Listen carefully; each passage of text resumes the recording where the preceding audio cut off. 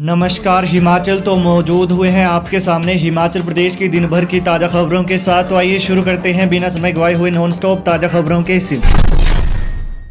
स्वच्छ वायु सर्वेक्षण पुरस्कार, हिमाचल का सुंदरनगर दूसरे और नालागढ़ तीसरे स्थान पर।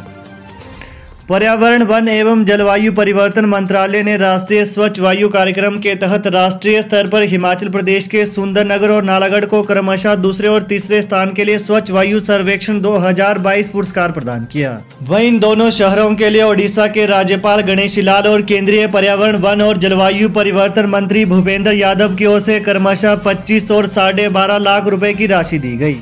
आज भुवनेश्वर, ओडिशा में आयोजित एक अंतर्राष्ट्रीय सम्मेलन में हिमाचल प्रदेश राज्य प्रदूषण नियंत्रण बोर्ड के मुख्य वैज्ञानिक अधिकारी डॉक्टर मनोज चौहान ने राज्य की ओर से यह पुरस्कार प्राप्त किए। ऑस्ट्रेलिया के खिलाफ T20 सीरीज में खेलेंगी हिमाचल की रेणुका ठाकुर और हरलीन। ऑस्ट्रेलिया के खिलाफ होने वाली 5 मैचों की T20 सीरीज के लिए हिमाचल की रेणुका ठाकुर और हरलीन देओल को टीम इंडिया में स्थान मिला है। 5 मैचों की सीरीज का पहला मुकाबला 9 दिसंबर को खेला जाएगा। BCCI ने पिछले कल भारतीय महिला टीम की घोषणा कर दी है। वहीं तेज गेंदबाजी की कमान रेणुका ठाकुर पर निर्भर करेगी। इसके अलावा हरलीन देओल भी सीरीज में ऑस्ट्रेलिया के खिलाफ चमक सकती हैं। सीरीज के सभी 5 मुकाबले मुंबई में खेले जाने हैं। हिमाचल के चंबा में भूकंप के झटके, रिक्टर पैमाने पर 3.4 रही तीव्रता। हिमाचल प्रदेश के चंबा जिले में फिर से भूकंप के झटके महसूस किए गए हैं। भूकंप बीती आधी रात करीब 12:38 पर दर्ज किया गया। भूकंप की तीव्रता रिक्टर पैमाने पर 3.4 आंकी गई और इसका केंद्र जमीन के अंदर 5 किलोमीटर की गहराई पर था। हालांकि भूकंप से किसी तरह के नुकसान की कोई सूचना नहीं है। गौरतलब है कि इससे पहले भी चंबा में भूकंप आते रहे हैं। इससे पहले 16 नवंबर को भी प्रदेश के मंडी, कुल्लू, कांगड़ा, बिलासपुर, शिमला में भी 3 से 5 सेकेंड तक भूकंप के झटके महसूस किए गए थे। पुलिस कांस्टेबल भर्ती पेपर लीक मामले में CBI ने 6 महीने बाद दर्ज की FIR। Himachal Pradesh police constable भर्ती पेपर लीक मामले में CBI ने करीब 6 महीने बाद FIR दर्ज कर दी है। प्रदेश सरकार ने 17 मई 2022 को पुलिस कांस्टेबल भर्ती की लिखित परीक्षा के पेपर लीक मामले की जांच CBI को सौंपने का फैसला लिया था। वहीं मुख्यमंत्री जयराम ठाकुर ने कैबिनेट मंत्रियों और आला अधिकारियों से मंत्रणा के बाद यह निर्णय लिया था। अब CBI ने 5 आरोपियों के खिलाफ चंडीगढ़ में FIR दर्ज की है। विवाहिता ने फंदा लगाकर दी जान, परिजनों ने किया हंगामा। धर्मशाला विधानसभा क्षेत्र कांगड़ा के तहत खोली गांव में एक विवाहिता ने फंदा लगाकर अपनी जान दे दी। महिला की शादी करीब 4 वर्ष पहले हुई थी। महिला की एक 3 वर्ष की बेटी भी है। महिला के फंदा लगाने की खबर जब उसके मायका पक्ष तक पहुंची तो सैकड़ों की तादाद में लोग महिला के ससुराल खोली गांव पहुंचे, जहां पर उन्होंने खूब हंगामा किया। परिजन आरोप लगा रहे हैं कि महिला का पति उनकी बेटी को तंग करता था, जिसके चलते उसने फंदा लगाकर जान दे दी है। मायके पक्ष की शिकायत पर पुलिस ने महिला के पति और सास को गिरफ्तार कर लिया है। वहीं पुष्टि करते हुए DSP कांगड़ा मदन धीमान ने बताया कि खोली गांव की 28 वर्षीय महिला मधुबाला ने पिछले कल फंदा लगाकर अपनी जान दे दी। सब्जी की दुकान लगाने वाला महिला का पति रमेश जब शाम को घर पहुंचा तो उसने घर का दरवाजा बंद पाया। जब दरवाजा खोला तो महिला फंदे पर लटकी हुई थी। इसकी सूचना उन्होंने महिला के मायका पक्ष को दी। वहीं विवाहिता की मौत की खबर सुनकर मायका पक्ष मुमता गांव से सैकड़ों की संख्या में लोग खोली गांव पहुंचे और वहां पर जमकर हंगामा किया। चंबा साहो मार्ग पर दर्दनाक हादसा, स्कूटी के खड्ड में गिरने से नर्स की मौत। हिमाचल के चंबा जिले के चंबा साहो मार्ग पर एक स्कूटी साल खड्ड में जा गिरी। हादसे में स्कूटी सवार युवती की मौत हो गई। युवती की पहचान शबनम भट्ट पुत्री मोहम्मद इकबाल निवासी गांव देहरोग डाकघर टिकरी खड्ड तहसील चुराहा व जिला चंबा के रूप में हुई है।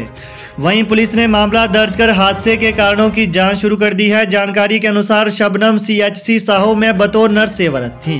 वहीं शबनम हर रोज की तरह आज सुबह स्कूटी पर सवार होकर ड्यूटी पर जा रही थी। जब वो मछराली माता मंदिर के पास पहुंची तो अचानक स्कूटी से नियंत्रण खो दिया और स्कूटी साल खड्ड में जा गिरी।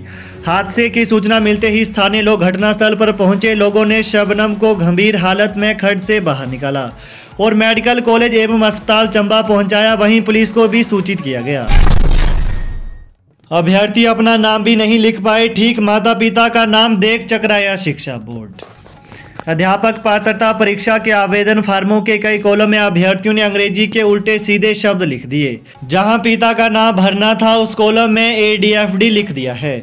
माता के नाम पर GHDGF भर दिया है। कई अभ्यर्थियों ने अपने नाम वाले कॉलम में भी अजीब शब्दों का प्रयोग किया है जिनका कोई मतलब नहीं निकल रहा। स्कूल शिक्षा बोर्ड हैरत में है कि अभ्यर्थियों ने अपना और माता पिता के नाम में ऐसे शब्द क्यों लिखे हैं। इनके आवेदन रद्द कर दिए गए हैं। इसके अलावा अधूरे फार्म, फीस न भरने और अन्य कारणों से भी हजारों आवेदनों को रद्द किया गया है। दूसरी ओर आपको बता दें कि हिमाचल प्रदेश स्कूल शिक्षा बोर्ड की ओर से अक्टूबर-नवंबर में अध्यापक पात्रता परीक्षा के लिए आवेदन मांगे गए थे। बोर्ड को 65,160 आवेदन प्राप्त हुए हैं। इनमें से स्कूल शिक्षा बोर्ड ने 4,620 आवेदनों को खामियों के चलते रद्द किया है। उपभोक्ताओं को दिसंबर में दिया जा रहा दिवाली का अतिरिक्त चीनी कोटा। दिवाली पर दिया जाने वाला चीनी का कोटा राशन कार्ड उपभोक्ताओं को अब दिया जा रहा है। सरकार ने दिवाली के चलते प्रति राशन कार्ड आधा किलो चीनी अतिरिक्त देने का फैसला लिया था। यह चीनी अक्टूबर महीने के अंत तक दी जानी थी, लेकिन अब दिसंबर में चीनी का कोटा दिया जा रहा है। हिमाचल में 19.5 लाख राशन कार्ड धारक परिवार हैं। इन डिपो में सब्सिडी पर राशन दिया जा रहा है। दूसरी ओर बताया जा रहा है कि समय पर टेंडर न किए जाने से ये दिक्कतें पेश आई हैं। हिमाचल में सरकार चाहे भाजपा की रही हो या फिर कांग्रेस की, हर साल उपभोक्ताओं को दिवाली पर अतिरिक्त चीनी दी जाती है। अक्टूबर में सरकार ने चीनी देने का फैसला लिया था, लेकिन इसी महीने उपभोक्ताओं को चीनी नहीं मिली। बिजली का बिल देगा झटका, बोर्ड का इतने पैसे प्रति यूनिट बढ़ाने का प्रस्ताव। हिमाचल प्रदेश के लाखों उपभोक्ताओं के बिजली का बिल झटका दे सकता है। बिजली बोर्ड ने अप्रैल 2023 से बिजली दरें 90 पैसे प्रति यूनिट तक महंगी करने का प्रस्ताव तैयार किया है। घरेलू उपभोक्ताओं को प्रति माह 125 यूनिट तक निःशुल्क बिजली देने से बोर्ड का आर्थिक संतुलन गड़बड़ा गया है। इससे बोर्ड का राजस्व घाटा 275 करोड़ पहुंच गया है। प्रदेश में बीते 3 साल से बिजली की दरों में कोई बढ़ोतरी नहीं हुई है। दूसरी ओर बोर्ड को सरकार की ओर से हालांकि अनुदान के तौर पर इस वर्ष 750 करोड़ रुपए दिए गए हैं। इसके बावजूद बोर्ड को अपना खर्चा पूरा करना मुश्किल हो गया है। प्रति माह करीब 180 करोड़ रुपए वेतन और पेंशन के लिए बोर्ड को चाहिए होते हैं। ऐसे में राज्य विद्युत नियामक आयोग में बोर्ड ने याचिका दायर कर अप्रैल 2023 से बिजली दरों में बढ़ोतरी करने की वकालत की है। स्पेशल चांस B.Ed, B.Voc और BP की डिग्री पूरी करने का बेहतरीन मौका।